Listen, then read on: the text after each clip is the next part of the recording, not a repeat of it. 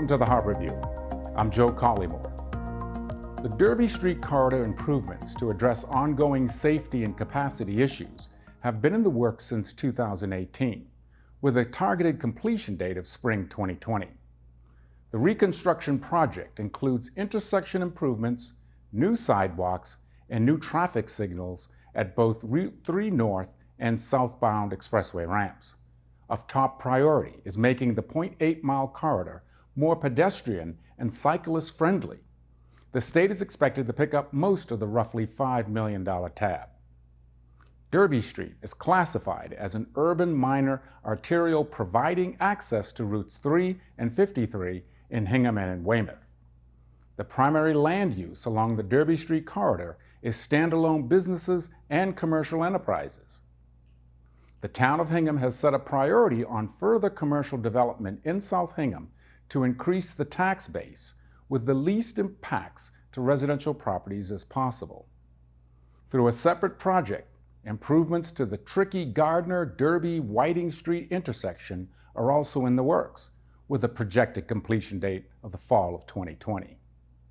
The town of Hingham is looking to update its master plan that was approved at town meeting in April. The Master Plan Committee is currently considering the input of Hingham residents. Town meeting voted to borrow or transfer $145,000 to fund an update of the master plan and establish a Master Plan Committee.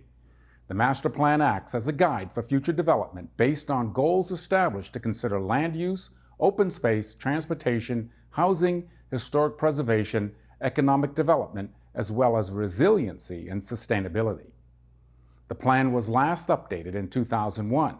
Since then, the town's population and number of houses have increased by 10%. The K-12 population has grown 25%, and senior population has almost doubled. Normally, this process takes place every 10 years, so Hingham is overdue for an update that will tie in harbor developments, Route 3A road diet plans, and other Hingham projects. The Barrett Planning Group LLC will consult, according to the town meeting warrant. The Barrett team will help the town turn its ideas into components of a master plan. The committee will begin its efforts next month. The first monthly meeting will be held September 18th. Track meetings and check hinghamma.gov to learn more about how you can become involved. A young Hingham native is seeking local talent to be cast as extras in his first feature film, Magnolia Flowers. Directed and produced by Colin Charles Dale, the film will explore aspects of mental health through a fictional story. Dale expects to film in January and May in Hingham. The film is about a young woman who gets sent home from college because she has attempted suicide. She goes home to live with her two brothers in a home where the parents are not around. Dale now attends the University of Southern California's film school and had been making short films. He started writing the script for a feature film a year ago as a personal project. He is fundraising for the film through the Indiegogo. He is looking for kids and young adults ages 16 to 21 from the South Shore for the film. The main parts are already cast with actors mostly from Massachusetts. One of the main characters will be played by Sam Vita, who is also from Hingham. Anyone interested in being an extra can reach out to Dale directly by email at colindal@usc.edu. Dale aims to have the film finished by spring of 2021 and hopes to show it at the Loring Hall Cinema in Hingham when it is finished.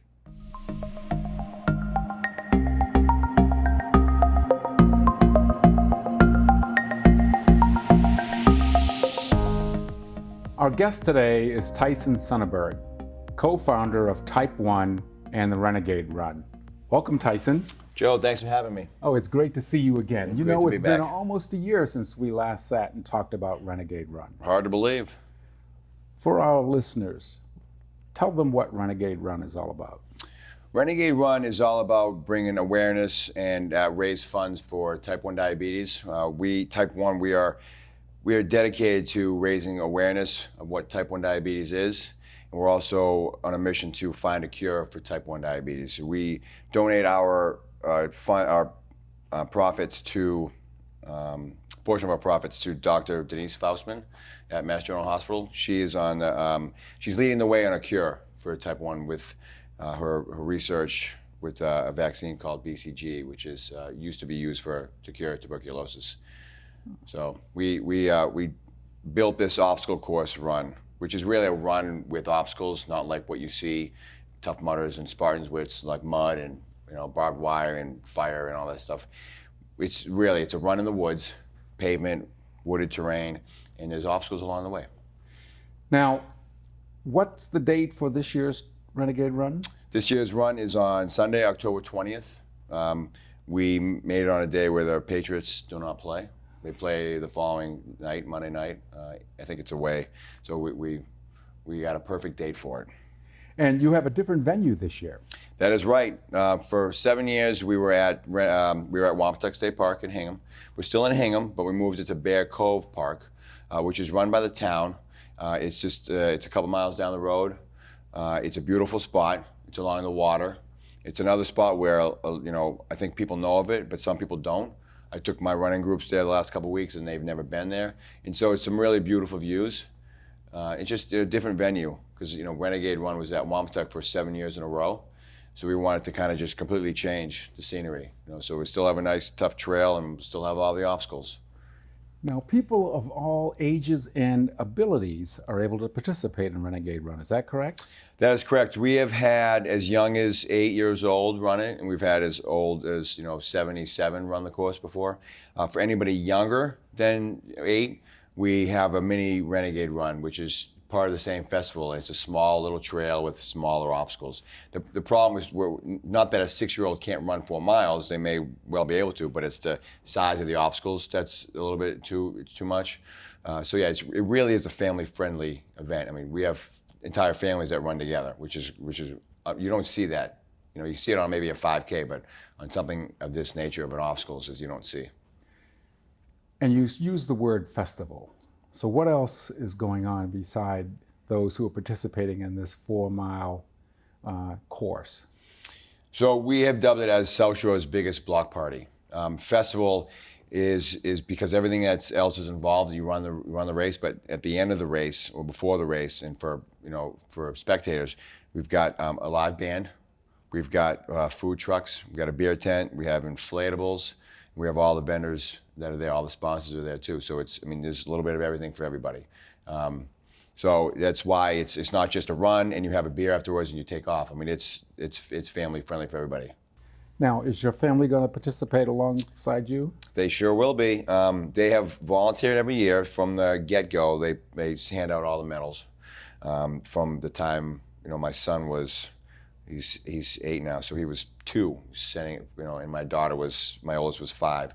In the first run, they were handing it out. But since they've grown older, my oldest daughter has run 5 in a row, and my son ran last year for the first time.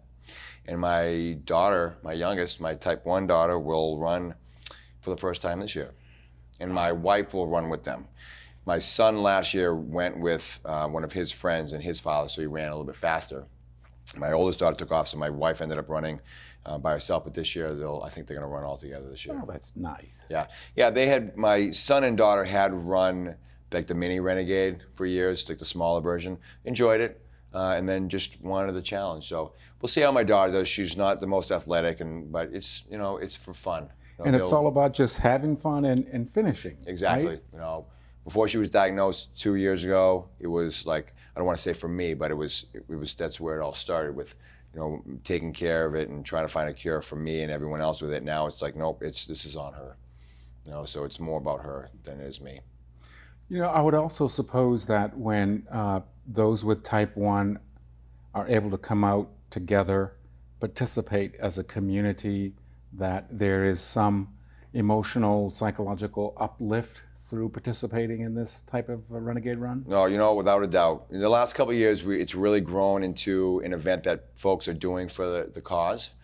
We have teams that are created, surrounded by either a loved one or a friend that have type 1 diabetes. Huge teams that come out in droves, and they do feel that. Like last year, I think Paul was telling a story that a girl came up to him and said that, really thank you. She was very shy at first, but at the end of it, she realized what it was there for, like why we had the event, and she really loved it. And you come out of your shell, and it's about being accepted as a type 1, and it's okay to be different. And I guess the empowerment that this is a big event is for what's going on with you, with what your disease is.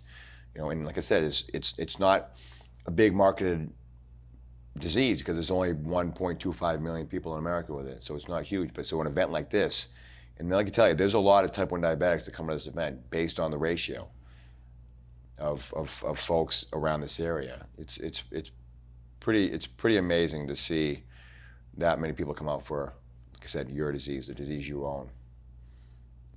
So it's very emotional for everybody that's there. Type 1 as an organization, you've been at this for how many years? So this is our 8th year. We were founded in 2012. Now, the funding for this type of effort, that is to support this research work and to ultimately find a cure for type 1, how does one raise the kind of funds that you're engaged in here? So when we got started, the only way we were raising funds was by having this obstacle course. And then we have gained popularity, and we've raised more money through also other donations. And because of that, we've actually started a Type 1 Cares campaign, so we can actually give money to other families that are in need. So the funds come primarily from this event. It's the largest fundraising event. Last year we did some other things. It still asks for donations, and we've done stories, and then we have a platform on our website where people can fundraise, peer-to-peer fundraising. You can tell your story, and you can just reach out to your friends, and we do fundraising through that. So our guests and anybody we know can do that. We also have so we've done some stuff on Facebook. You can do have the birthday fundraisers people put on there. So we have our followers and families and friends that do their own fundraising for it, which is really nice. Type 1 Cares. Tell me a little bit more about that. And more specifically, what's it like for a family that has type 1? Is there an experience that the casual observer just doesn't have an appreciation for? Oh, without a doubt. I mean, Type 1 Cares, we started that because we know that not only do we want a cure for Type 1 diabetes, but we understand the financial hardships of being a Type 1 diabetic and being a family of a Type 1 diabetic. I mean, I know it because I have it, and now my daughter has it. There's a very strong financial hardship, aside from not getting any sleep. So Type 1 diabetics, so like you said, what people that don't know about Type 1 diabetes, they don't see, is that a Type 1 diabetic family, they don't sleep because there's a constant worry of sugars going high or low. Anyway, going back to the Type 1 Cares, we recognize the financial hardship, so we have, through donors, have gotten money to help families that can't either afford insulin, supplies, or families that want to go to a Type 1 camp, which is great for kids to go and be with other kids with Type 1 diabetes. They can actually go and be a regular kid. Like you drop them off, like with I don't even think you have to bring the supplies because there's nurses and doctors and counselors. So you just drop them as a regular kid, and they spend the whole week with other Type 1 diabetics. And it's costly because you have all these doctors and nurses there. And then again, going to the supplies and the medication and the doc's appointments. I mean, between my daughter and I, we met our deductible on our insurance in March because there's a lot of out-of-pocket stuff. And we want people to have the extra care. Now, the reason it costs so much money is because they have all this technology to make it so you can care for yourself better, so that you can be healthier. Because, you can do the old-fashioned way, but the technology allows you to have better monitoring of your blood sugars, keep your numbers steady. So the steadier your blood sugars are, the healthier you can stay, because the highs and lows are what really get you in the long run. So it just comes with a price tag. So folks that need that care and they can't afford it, they reach out to us, and if they qualify, then we help them pay those bills so they can live that way. Unfortunately, we can't give anyone extra sleep, but as I mentioned, the Type 1 diabetes camp, it actually allows a parent to get a week off, which is very important. That's got to be huge. I mean, you mentioned that if one is worried, concerned about what the sugar levels are at night, it's going to interrupt your sleep. It's going to impact your health. And so it has that ripple effect. So to the extent that you can give that family as a whole at least one good night's sleep with some supporting services and a lift up, so to speak, that's all the better. Exactly. Yeah.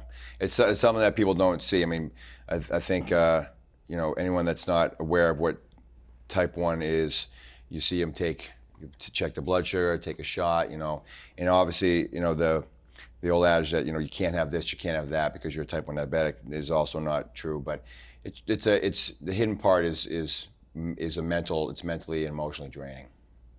You know, we hear a lot about diabetes. We don't hear much about the differences between type 1 and type 2. Right.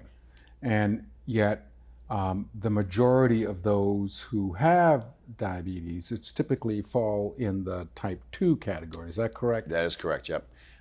That's why you don't see more of it, because type 2 there's over 30 million diabetics. Type 1, there's like 1.25 in the U.S. So you see a lot of your marketing is based on type 2 diabetics, whether it be mostly their medication, and you know, and so that's why we're educating folks about what to look for with type 1 diabetics. Type 1 diabetic can eat a cookie as long as it's not laced with something. You know, type 1 diabetics can have, you know, soda. Now, it's a healthier lifestyle is better for anybody, but a type 1 diabetic can eat anything that a non-type 1 can have. So we're trying to educate folks about the difference, because it's tough. I mean, like I said, the majority of diabetics are type 2, so everything, all the media, all the marketing gets pushed towards type 2 diabetes care. You know, and we're also trying to educate folks what to look for, because type 1 diabetes is not really hereditary anymore, like they're saying there's some environmental factors. So we're trying to educate families and parents that, no, look for these signs. If your child has this, and this, you know, weight loss, you know, thirst, you know, urinating a lot, blurry vision, like that's type 1 diabetes. And you don't think that way because it's not in your family, and you don't know what to look for. You know, it can actually be seen as like flu-like symptoms. So it's just, you know, it's always good to get checked. What else you want us to know about Renegade Run? I'm looking forward to being there this year. Yes, excellent. We'll look forward to having you. There's a lot that goes into the Renegade Run. I mean, it's 5 to 6 days of work just that week. You know, we've been working on it since February as far as, you know, getting people there and getting things up and going. But the week before we set up, it takes 3 days to build everything. The day we're there early, you know, people start coming around 8 o'clock, they park, and then they check in, and we have competitive heat. So that starts at 9:15, and then we have our biggest team, and then we have our sponsors go, and we have heats. We have 11 heats altogether. So the last heat goes off just before 12, about 11:45. Everybody runs, you know, every 15 minutes we have a big group that goes. Then we stop selling beer at 2, and then we start shutting everything down. So it's a lot of work leading up to it. The event ends, and then we start breaking down, and then we break down and we fill the truck the next day. So there's a lot that goes into it that people don't see, and we appreciate everyone that shows up. We are always looking for volunteers to help either with the build or the takedown or the day out. We actually need a lot, because we love to have cheering bodies throughout the whole 4-mile course on every obstacle, so people know what to do. And then, you know, obviously breaking down as well is a big help. So there's a lot that goes on like this. It's just, you know, it's Paul and I, and we get a lot of help from some good volunteers, and you know, we love everything we can get from anybody. So how does one go about getting in contact with type 1 to participate and or volunteer their time and effort? So our website is type1renegaderun.com, TYPEONE, renegaderun.com. On there, you can find all the information on donating. You can look at our mission, Type 1 Cares information, peer-to-peer fundraising. Our email address is on there if you want to run, if you want to donate, if you want to sponsor, if you want to volunteer. We're going to start sending out emails to volunteers that have helped in the past. So all the information is right there. You can register through the website for the race itself. We actually have a price jump going up today. Obviously, the viewers won't see that yet, but we have, you can register up until the day of the event. And the date again is? October 20th. It's a Sunday, starting at 9 o'clock, and you can run up until 11:45 is our last heat, every 15 minutes. At Bear Cove. Bear Cove, yep. It's right across from the West Hingham commuter rail, right near South Shore Country Club. Beautiful, beautiful spot. Tyson, it's been great to see you. Joe, it's great to see you. Thanks again for having me. Look forward to seeing you at the Renegade Run. A few more weeks. All right. Thanks. Thank you.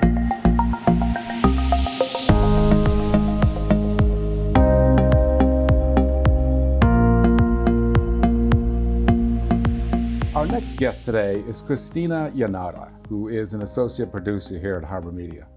Hi, Kristina. Hello, Joe. And welcome. Thanks. So, tell me, what's it like being an associate producer here at Harbor Media? Well, let's see. Within what I do, so I'm an associate producer for the public channel. So we have an associate producer for the education channel and also for the government channel. And I work with public. So what I do is I also work alongside Chris, who also works with the public channel. What we do is we manage everything that goes on within that channel. So we create the shows. We work with the members that want to create their own content for the public channel, anything like that. So we do editing, we do pre-production, we do production, we shoot things, and we also help develop ideas with members. So it's a lot, but it's a lot of fun too. You know, recently you were on a shoot where we had an opportunity to interview the Massachusetts Attorney General, Amara Healy. What was that like for you? What kind of an experience were you feeling? That was a really fun shoot. I got there super early, like an hour early, which I definitely didn't need to be, but it was a lot of fun. It was definitely, so far within my career, the highest person that I've had to work with in terms of getting an interview set up and things like that. So that was a lot of fun. But it was also just a really great experience being on my own, not really having any assistance. So you were there with me and helping me out, which was really great, but not really having any other assistant there. So it was just me. So it was a really good test of my own experiences and skills to see like, all right, let's see how I can really make this work. And I feel like it came out really, really well. And I was really pleased with how it came out, even as we were filming it. I kept looking at the shot and being like, wow, this is framed so nicely. So it was a lot of fun, and I'm looking forward to definitely doing some more interviews for that, for sure. And getting to meet the Attorney General, Amara Healy. She is an amazing woman. So that's another great thing about this job in particular, and just within this field as a whole, you get to meet so many great people. So that's always a great treat. How did you get into filmmaking in the first place? Did you go to school for it? Was it a hobby that grew and grew? I did. So at first, I actually didn't get into filming until I reached college, but I started with photography when I was 12. So that's how I got my foot into the door with that. And then I realized as I was getting older, when I was looking into colleges, probably shouldn't just go into photography because that's just one thing. And there are many things that you can do with it, but I felt that it wasn't really enough. I wanted to have more options within my career path. So I figured, all right, I'll look into video work. And so I went to St. Michael's College up in Burlington, Vermont. And the name of the major was Media Studies, Journalism, and Digital Arts, which is a huge mouthful. But I mainly focused on the media studies and digital arts aspect, and I learned about filmmaking and editing, and also a little bit of graphic design, things like that. So I was able to hone in on a lot of skills that I still use today. Like I'll still use Photoshop, I'll still use Illustrator to create graphics and things for some of our shows or lower thirds, things like that. I also, learning how to do film was a bit of a learning curve because the images were moving all of a sudden, and I was so used to them just being still. So that was a bit of a learning curve, especially with editing, but it's kind of like riding a bike. Once you get the hang of it, you get to run with it, which is really great, and it's a lot of fun. What's it like working with the staff here at Harbor Media? Oh, they're such nice people. They are so much fun to work with. It's definitely the greatest group of people that I've had to work with so far within my career. Everyone's so supportive, and they're really open-minded to new ideas, trying different things. They're really funny. They also are really hardworking. You know, we want to create content that people are gonna want to watch, because otherwise what's the point? And we know that, and we want to create the best that we can. And working with these people, I've learned so much from them, and I'm still learning from them. And it's just been a great experience so far with working with these people. What advice would you have for someone who's contemplating working in community access TV? So it's definitely a great place to start, for sure. And especially if, say, you've already gone through school and you didn't really get a chance to do anything like this, or you want to learn a little bit more about how editing works, or you want to know how exactly people set up shots or what lighting goes into certain things. We here at Harbor Media, we definitely offer that, and I know that other community access companies offer that as well, but it's definitely a great place to learn. That's another thing that we're here for, is we're here to help you learn, which is really important. I really feel that this skill is never going to go away. It's so big, and especially in today's day and age, it's becoming much easier for people to get a hold of. You know, you can create a video with just your smartphone. And if you want to hone in on those skills, if it's something that you really like to do, you can come here and we can teach you some things. So I think that community access is really important within that aspect. Another thing that it does is that it really does help with bringing a community together, especially within the town of Hingham. I've seen with Harbor Media especially that it's just been positive feedback between members that come here, as well as people within the town who see our stuff or see us out and about. They always ask us about where they'll be able to watch whatever we're filming, and we always get requests in for people to cover, or for us to cover events for people, things like that. So it's, I feel, a very important aspect to a community. Tell me about your goals and aspirations with respect to filmmaking. Do you envision one day perhaps putting out your own short feature film? Oh yeah, I've actually done a couple of short videos. Before I started here, I did volunteer work with a group of friends. We had our own small production company, and we created an unofficial Batman web series.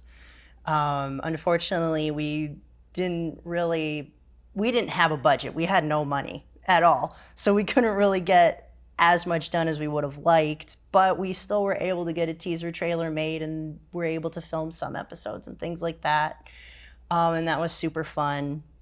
And even other things that I've done, I've also done a few short films with my brother and other things like that. And I have a couple of other things planned up my sleeve in terms of what I want to do. But in terms of more like down the road future goals, yeah, I would like to eventually work on feature films or short films, things like that, or more narrative based things, definitely.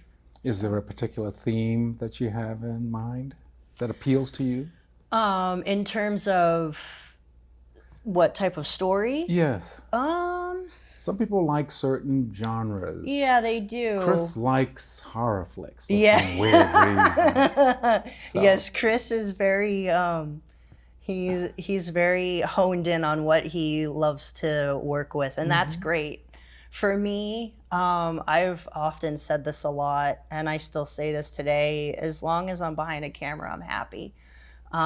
Even if it's, just filming an event down with a couple of kids that's really small, or, something that takes place at midnight and we don't get done till 5. I'm happy that I was able to be a part of it. It doesn't matter what it was. So I don't think that I really have any nitpicks towards what I'm more interested in. I feel like I'm kind of interested in all of it right now. Haven't really come across anything that I didn't like to film yet. I'm sure that down the road that'll happen, but it hasn't happened yet, so I try to keep an open mind with it. Kristina, what's it like working with our high school and college interns here at Harbor Media? It's a lot of fun. So far, we've had a few interns. We've had a couple from high school, and we've had 1 or 2 from college, and they've been really great. Chris and Owen, I remember they were from Norwell High School, and they were awesome to work with. We taught them, and because they were in high school, the internship was a little bit different. It was more teaching them, and that was really great. I love teaching people about the stuff that we do. So we got to teach them how to use things like Premiere, which is an editing software that we use to edit video. We also taught them how to shoot on different cameras, and by the end of their internship, they created their own projects, which was really awesome to see. They created their own scripts. We also taught them how to write scripts, and they shot and edited their own content, and it was really awesome to see. Before, when they came in, they had really no idea how to do any of this stuff, and then by the end of it, seeing them create a product that they can then show others was really cool to see. And Anna, who we've had on this show a couple of weeks ago, I think, she was our college intern, and she did a lot of great work for us. And I think that's really important, especially in college, is to find those internships that are really hands-on. And I know I had 2 internships in college, and they were great because they were so hands-on. One of them was a video internship, and the other one was photography. And both of them, I learned so much and gained so much more experience and confidence within those internships. I remember when I first started the video internship, I had experience with Premiere, with editing, but I wasn't as confident with it at the beginning. But then by the end of it, I was creating videos within a few hours, and I knew exactly what to do. I created my own workflow, and it just clicked. And those internships really help you hone in on your skills. And even with the photography internship that I had, it was the same thing. I was definitely more comfortable with Photoshop because I had been using it longer than with video work, but I learned so many new things that I could do with Photoshop that I didn't know before. And that's what you want in an internship, is that you want to have that experience where you get hands-on and you learn how to bulk up those skills that you already have, which is great. And I really wanted to hone in on that when we had our interns come in here. I wanted to make sure personally that anytime I worked with them, that I was giving them as much information as I could, so that way they could leave here going into an interview or into whichever chapter of their life may be, being like, you know what, I created this video, or I'm so comfortable with editing videos that it only takes me X amount of time. And those types of skills, and for someone to say that within an interview, that's going to help you land a job. And especially in this field of work, internships are so important because it's experience and you need experience. And I'm not saying that within other areas of work you don't need that experience. Obviously you do, but especially with something with learning how to record with a camera, white balancing, knowing how to properly edit something, mixing sound, color correction. All of those skills are really important to have, even if it's just a starting point. If you can say, I know how to do these things. You might not be a master or magician at it, but you can say, I know how to do these things. That's a way to get your foot in the door. And here, that's what we want to help you do. So having interns for me is really fun. I love teaching people how to do this stuff because I love it and I think that it's really fun to do. So it's always great when we have interns in. What's it like for someone who's interested in getting involved in community access TV? Where should they start? So there are a couple of ways that you can get started. Here, specifically, you can get started by becoming either a volunteer or a member. Excuse me. And also, you can become an intern as well if you're in school. That's another thing that you can do. With becoming a member, you can create your own shows or you can learn how to edit. Same thing with a volunteer. If you want to gain more experience with something or have no experience and want to have experience, that's a great way to start. And you just get in touch with us from our website, harbormedia.org, and we have a contact form there. And that's a great way to get involved. So why is community access television so important? And what are some of the memorable shows that you have worked on here? So community access, I feel, is important because it brings a community together and it also gives people the chance to work with cameras, editing, lights, all of the stuff that you see on the big screen. They have a chance to come and work on that here, which is really great because this stuff is fun. And who doesn't love doing fun things? And so you can become a member and you can come in and create your own shows. We have a bunch of different shows that members create. We have, you're a member, you do a lot of work with us on doing hosts with close-ups. You also do Harbor Interests with interviewing different people. You also help us out with the Harborview, which is awesome. And you also help us out with the vaping documentary, which is going to be huge when it is finally finished.